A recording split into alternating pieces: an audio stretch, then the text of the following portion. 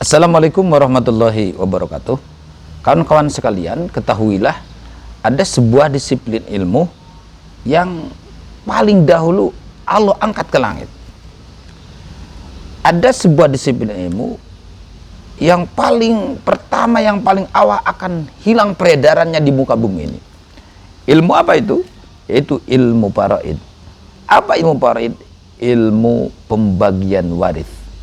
Artinya, saking begitu istimewanya ilmu waris, maka ilmu waris, ilmu yang pertama Allah akan hilangkan di muka bumi dengan Allah cabut nyawanya orang-orang alim. Allah ambil orang-orang yang mengerti tentang ilmu waris ini. Maka layak dan pantas juga bisa menjadi wajib kita untuk mempelajari sedikit-sedikit ilmu waris. Perlu diketahui, tidak ada istilah waris jika orang yang mempunyai harta benda masih hidup. Seperti seorang ibu atau ayah memberikan hartanya kepada anak, maka itu tidak ada istilah waris.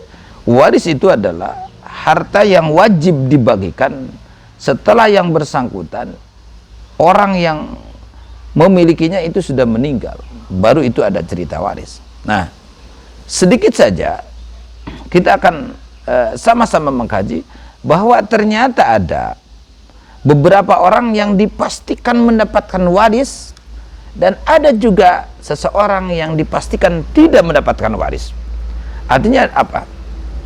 Ada 5 golongan dari sekian ahli waris yang ternyata 5 golongan ini dipastikan 100% mendapatkan warisan. Artinya tidak terhijab, tidak terhalang dengan siapapun menurut ilmu fikih, ilmu faraid, ilmu waris. Mana yang kelima tersebut? Satu adalah suami. Jika mayitnya adalah seorang istri, maka suami pasti ahli waris.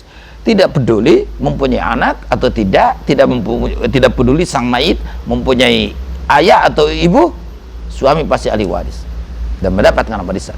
Ketiga adalah istri. Artinya mayitnya itu adalah seorang laki-laki, seorang suami. Nah, jika suami meninggal dan meninggalkan istri, istri itu pasti ahli waris.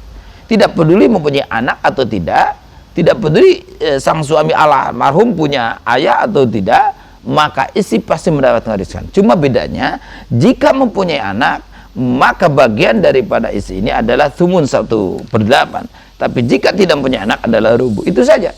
Yang pastinya mendapat warisan. Dalam posisi apapun, istri itu pasti mendapat warisan.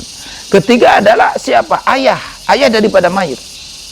Ayah, karena emang lebih dekat dan yang paling dekat terhadap mayit, maka ayah itu pasti mendapatkan warisan.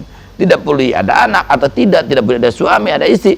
Yang penting, pastinya ayah dari seorang mayit itu pasti ahli waris. Nah, keempat adalah ibu. Ibu mayit. Ibu itu pasti ahli waris. Ibu daripada mayit. Tidak peduli dengan posisi apapun, pasti mendapatkan warisan ibu itu. Jadi kembali lagi, satu adalah suami, kedua adalah istri, ketiga adalah ayah, keempat adalah ibu, kelima adalah anak asli. Nah, anak asli ini artinya bukan anak angkat, bukan anak tiri, bukan cucu, bukan buyut dan selanjutnya. Anak asli itu pasti mendapatkan warisan. Nah, setelah kita ketahui bahwa ada 5 golongan yang pasti mendapat warisan, kita juga layak dan semestinya mengetahui ternyata ada 7 golongan. Ini kebalikan. Bagaimana kebalikan? Ini yang 7 ini pasti tidak mendapatkan warisan dengan posisi bagaimanapun. Satu adalah raqiq. Isi raqiq itu adalah 2. Satu, hamba sahaya asli dari laki-laki. 2, hamba saya asli perempuan.